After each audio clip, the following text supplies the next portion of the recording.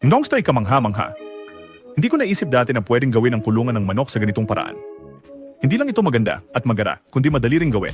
At maaari mong gamitin ang dumi ng manok upang magpalago ng organikong gulay. Pumili ang manugang kong babae ng 2 lumang manok para sa itlog at tinatasan ng kanyang asawa na gumawa ng magandang tirahan para sa higit pang pagitlog.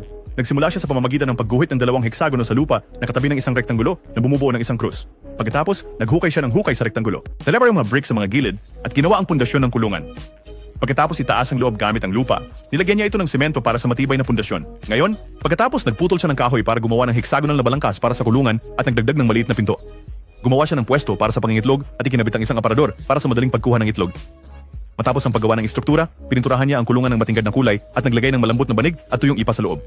Masaya ang mga manok na lumipat at ang lugar sa paligid ng kulungan ay tinamnan ng mga gulay na mabilis lumaki salamat sa pataba ng manok. Ang kanyang kasanayan at pagkamalikhain ay humanga sa kanyang manugang na babae at namangha rin ako. Hindi mo ba gugustuhin magkaroon ng ganoong kaganda at kapakipakinabang na kurtina, Rod?